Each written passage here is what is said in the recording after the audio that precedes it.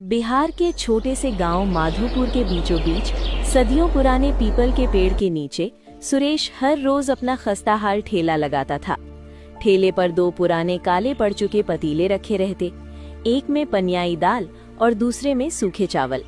दिन भर सुरेश चिलचिलाती धूप में पसीना बहाता, लेकिन ग्राहक सिर्फ वही आते जिनकी जेब में 10 रुपए होते और मजबूरी में पेट भरना होता। पास के खेतों से काम करके लौट रहा एक मजदूर बिरजू पसीने से लथपथ होकर पीपल की ठंडी छांव देखकर वहां रुक गया। भूख से उसकी आंतें कुलकुला रही थी। अरे बाप रे, आज तो आसमान से आग बरस रहा है। ला सुरेश, एक प्लेट दाल चावल दे दे।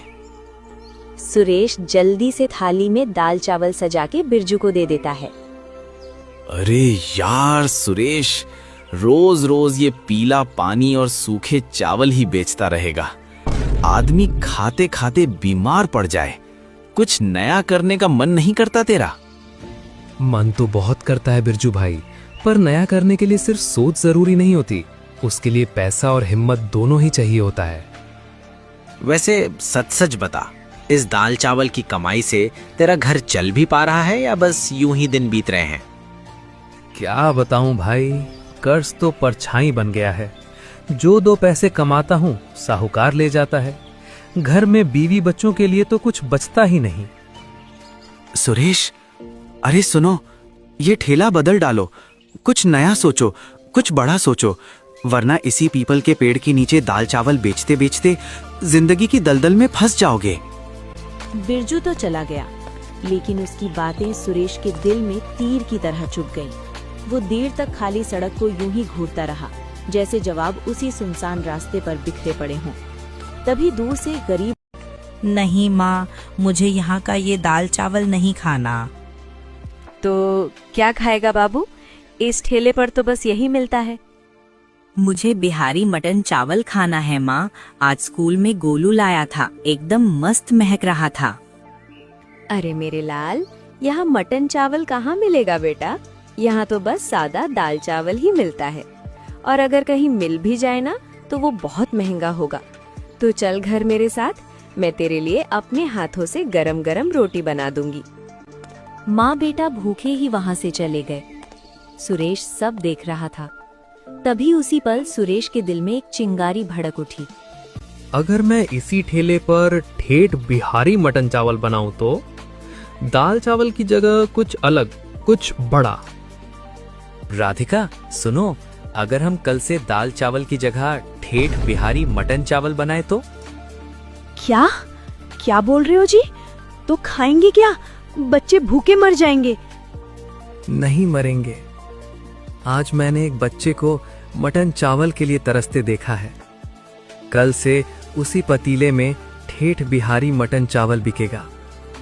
मटन बहुत महंगा आता है जी, और आपको बनाना भी नहीं आता। अगर ग्राहकों ने नहीं खाया तो जो थोड़ा बहुत पैसा आ रहा है वो भी डूब जाएगा। हम सड़क पर आ जाएंगे। नुकसान तो हम रोज झेल ही रहे हैं राधिका। जिंदगी भर डर डर कर जिएंगे क्या? जिंदगी में एक बार आर पार की कोशिश तो करनी ही पड़ेगी। मैं कल सुबह सुबह ढाबे वाले दोस्त रहीम के पास जाऊंगा, वो मुझे सब सिखा देगा। दिल तो बहुत घबरा रहा है, लेकिन आपकी आंखों में जो ये जिद है ना, उसे देखकर मुझे भी हिम्मत आ रही है। सुरेश अगले दिन सुबह ही अपने ढाबे वाले रहीम दोस्त के घर पहुंच जाता है। मुझे एकदम ठेठ बिहारी मटन चावल बनाना सिखा दो। आज आर पार की लड़ाई है भाई, मुझे अपनी जिंदगी बदलनी है। मटन चावल? सुन मेरे भाई, मटन कोई मामूली चीज नहीं है। ये सिर्फ मसालों से नहीं, पकाने वाले के सब्र से पकता है। आप बस तरीका बता दो, सब्र तो मैंने जिंदगी भर किया है। ध्यान से सुनो। सबसे पहले मटन को अच्छे से धोना, फिर उसमें दही, कड़कता सरसों का तेल, खड़ा लहसुन और सूखी लाल मिर्च मिलाना। और सबसे बड़ी बात, पुराने पतीले में मटन रखने के बाद ढक्कन को आटे से सील कर देना। धीमी आंच पर अच्छे से दम लगाना। बीच में खोलकर देखने की जल्दबाजी मत करना, मटन सब्र मांगता है। सूरज की पहली किरण निकलते ही सुरेश वही पुराने पीपल के पेड़ के पास अपना ठेला लेकर पहुंच गए। आज उस पुराने पतीले में दाल नहीं चढ़ने वाली थी। आज सुरेश अपनी किस्मत आजमाने वाला था। सुरेश ने चूल्हा जलाया, लोहे के पतीले में सरसों का तेल डाला। जैसे ही तेल गर्म हुआ, उसने उसमें खड़ा लहसुन और सूखी लाल मिर्च डाली। तुरंत ही खुशबू हवा में फैलने लगी। बस भगवान, आज मेरी इज्जत रख लेना। सुरेश ने मटन डाला, मसाले मिलाए और पतीले को ढक्कन से बंद करके गीले आटे से पूरी तरह सील कर दिया। अब मटन धीमी आंच पर दम भर पक रहा था और सुरेश का दिल भी उसी के साथ साथ धड़क रहा था। वक्त जैसे रुक सा गया था। काफी देर बाद सुरेश ने धीरे धीरे आटे की सील हटाई और ढक्कन उठाया। जैसे ही ढक्कन खुला, सरसों के तेल, भुने प्याज और खड़े मसालों की ऐसी खुशबू उठी कि सड़क से गुजरते लोग भी रुक गए।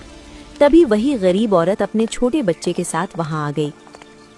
माँ देखो, आज ठेले वाले अंकल ने मटन बनाया है।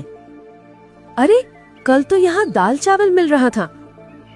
हाँ बहन जी, आज पहली बार बिहारी मटन चावल बनाया है। अगर बच्चे को पसंद ना आए तो पैसे मत देना। औरत ने सिर हिलाया। सुरेश ने बच्चे को एक प्लेट दी। सबकी नजर बच्चे पर थी। बच्चे ने पहला निवाला खाया और अचानक उसका चेहरा खिल उठा। माँ, ये तो मेरे दोस्त के घर वाले मटन से भी ज्यादा स्वादिष्ट है। गोश्त तो मक्खन की तरह मुंह में घुल रहा है। बस यही सुरेश की जिंदगी की सबसे बड़ी जीत थी। देखते ही देखते पीपल के पेड़ के नीचे भीड़ लग गई। शाम तक उसका पूरा पतीला खाली हो गया।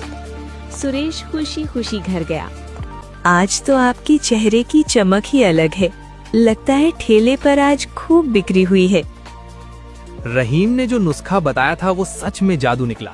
ठेला लगते ही मटन की खुशबू हवा में घुल गई और गांव के लोग खुद ब खुद मेरे ठेले की तरफ खींचते चले आए। एक दिन सुबह जब सुरेश अपना ठेला सजा ही रहा था, तभी एक गरीब और लाचार बूढ़ा आदमी उसके पास आया। उसके चेहरे पर भूख और बेबसी साफ दिखाई दे रही थी। वो कांपती आवाज में बोला, बेटा, मैं बहुत भूखा हूँ। जेब में पैसे नहीं है, लेकिन तेरे ठेले की खुशबू ने मुझे यहाँ तक खींच लाया। अगर थोड़ा सा खाना दे दे तो बड़ी मेहरबानी होगी। लगता है बाबा सच में बहुत भूखे हैं, लेकिन मैंने तो अभी अभी ठेला लगाया है, अभी तक बोनी भी नहीं हुई। अगर इन्हें खाना दे दूं तो पता नहीं आज कमाई होगी भी या नहीं। सुरेश थोड़ी देर सोचता है, लेकिन उसका मन नहीं मानता है। मैं ये ठेला लोगों का पेट भरने के लिए लगाता हूँ। अगर आज सुबह सुबह एक लाचार और बूढ़ा आदमी मुझसे खाना मांग रहा है और मैं उसे मना कर दूं, तो इससे बड़ी शर्म की बात मेरे लिए क्या होगी। बाबा आइए, पहले आप खाना खाइए। सुरेश ने बिना सोचे एक प्लेट मटन चावल बूढ़े बाबा को दे दी। उसे पता था कि आज अगर उसका ठेला चल रहा है तो उसमें उसके दोस्त रहीम की दोस्ती और भगवान की दुआ दोनों का हाथ है। लगता है आज मेरी पहली बोहनी किसी भूखे को खाना खिलाकर ही होनी थी।